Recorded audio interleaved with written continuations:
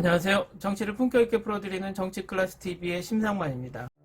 오늘은 영국 연예 매거진 페이스에 올라온 한국TV가 세계를 장악하는 방법이란 제목의 기사를 살펴보겠습니다. 영국의 연예 매거진에서 한국 TV 드라마와 영화의 성공을 타임라인식으로 아주 잘 정리한 것 같습니다. 지금부터 살펴보겠습니다.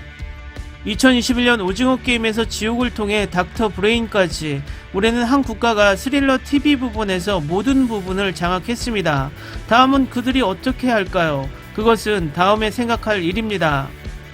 올해는 오랫동안 기다려온 음악 페스티벌, 클럽, 극장, 영화의 복귀를 보았지만 올해의 가장 큰 엔터테인먼트 스토리는 틀림없이 작은 스크린에서 일어난 이야기입니다. 오징어 게임은 올해의 글로벌 미디어 센세이션이자 시청률 기록을 경신한 진정한 TV 히트작이었으며 방탄소년단, 블랙핑크, 기생충에 이어 세계를 빛낸 최신 한국 문화 작품이었습니다. 그런 면에서 넷플릭스조차 이 프로그램의 성공에 놀랐습니다. 그렇다면 오징어 게임은 어떻게 이러한 위협을 달성했을까요? 그 답은 지난 25년 동안 한국의 글로벌 문화가 급격히 성장한 것과 뗄래야 뗄 수 없는 관계였습니다. 사람들이 단순히 그것에 대해 아무것도 몰랐기 때문에 90년대 한국 영화, 음악, 요리와 문화는 거의 심지어 영국의 전문가들조차도 몰랐습니다. 그러나 지난 4반세기 동안 많은 것이 바뀌었습니다. 최근 한국의 TV혁명은 급속한 문화 및 경제성장의 산물로 1965년에는 1인당 연간 GDP가 가나보다 적었던 국가가 세계에서 10위 가장 큰 경제를 만들었습니다. 호황은 거품이 아니라 수십 년 동안 발전해온 산업에 의해 뒷받침됩니다라는 말이 있듯이 영화, 음악 및 텔레비전은 그 발전의 핵심이었습니다. 그리고 런던 한국영화제의 시네마나우 프로그래머인 안톤 비텔은 다음과 같이 주장합니다. 붐은 더 이상 거품이 없다. 오히려 수십 년 동안 개발된 업계의 지원이 있을 뿐이다.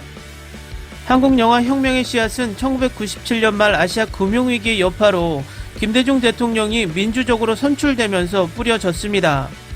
국민의 정부의 이러한 움직임은 국내 영화인에 대한 재정 지원과 스크린 쿼터 시스템에 대한 지속적인 지원을 포함하여 경제 및 사회개혁의 물결을 가져왔습니다. 이를 통해 한국 작품이 미국 수입 작품의 증가와 함께 극장에서 상당한 국산 영화를 상영할 수 있었습니다. 이는 K-팝, 한국 TV 드라마, 영화 등 대중문화에 막대한 투자를 하여 해외로 수출함으로써 삼성전자의 전자제품, 현대자동차의 자동차 수출과 함께 경제를 성장시키려는 광범위한 계획의 일부였습니다. 1999년 한국에서 흥행 기록을 갈아치운 할리우드 스타일의 액션 블록버스터 쉬리 개봉과 함께 투자 가능성을 확인하였습니다. 겨울 영화처럼 보석 같은 한국 TV 드라마가 뒤를 이었고 전 세계적으로 인기를 끌고 있던 한국 미디어를 설명하기 위해 만들어낸 한류라는 단어가 나타났습니다. 저를 포함해 많은 영국인에게 한국 영화를 처음 소개한 것은 BBC의 초기 아시아 영화 소개 프로그램을 통해서였습니다라고 비텔은 말합니다. 그는 링, 오디션, 배틀로얄과 같은 인기 있는 일본 공포 영화를 영국으로 수입하는 책임 있는 영국 배급사를 언급하며 밀레니엄이 시작될 무렵 한국과 같은 국가에서 비슷한 성격을 가진 영화를 수입했습니다. 박찬욱은 상징적 복수 스릴러, 공포영화, 울트라 폭력에 기이한 영화를 만들며 한국의 명성의 기원인 올드보이가 히트 영화 중 하나로서 2003년에 출시되었습니다. 올드보이의 세계적인 인기는 한국 영화로서는 유례가 없는 일이었습니다. 2003년 칸에서 그랑프리를 수상한 후 아시아에서 가장 인기 있는 릴리스 중 하나가 되었고 결국 스파이크리를 통해 2013년 미국에서 리메이크가 나왔습니다.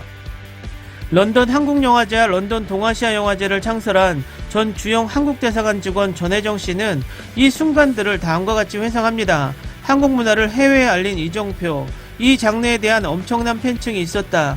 극단적인 스릴러와 공포라고 그녀는 회상합니다. 이후 김지훈, 봉준호 그리고 김기덕이 영국 전역에 알려지고 있었습니다.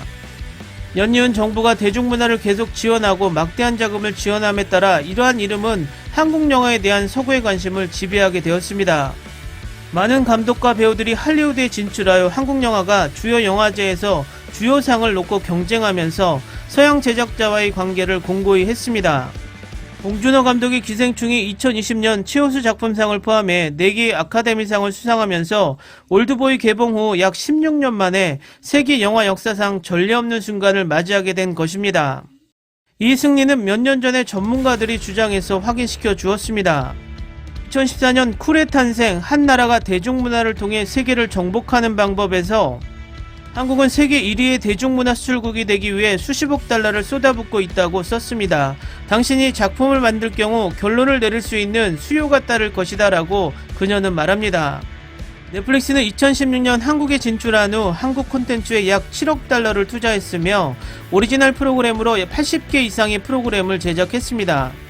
기생충과 같은 영화가 큰 화면을 밝히는 동안 킹덤, 사랑의 불시착 및 스위트홈과 같은 시리즈는 작은 화면에서 서양 시청자를 위해 새로운 시장을 개척했습니다.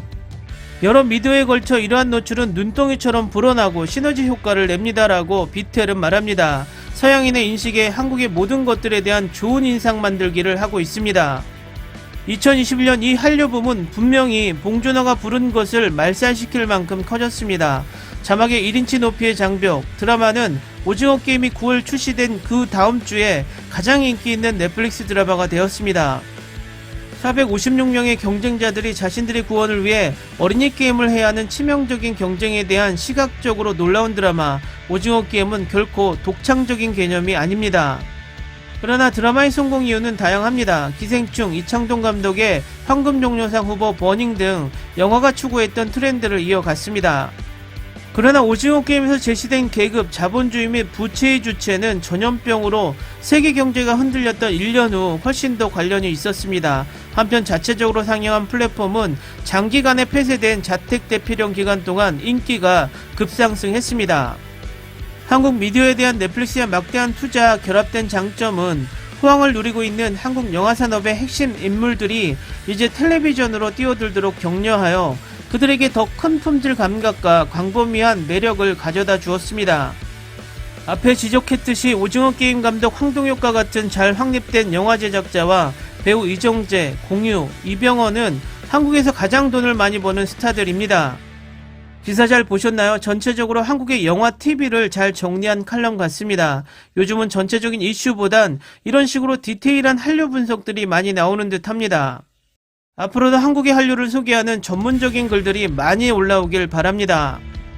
오늘은 여기까지 하겠습니다. 오늘도 생활 속 거리두기 꼭 실천합시다.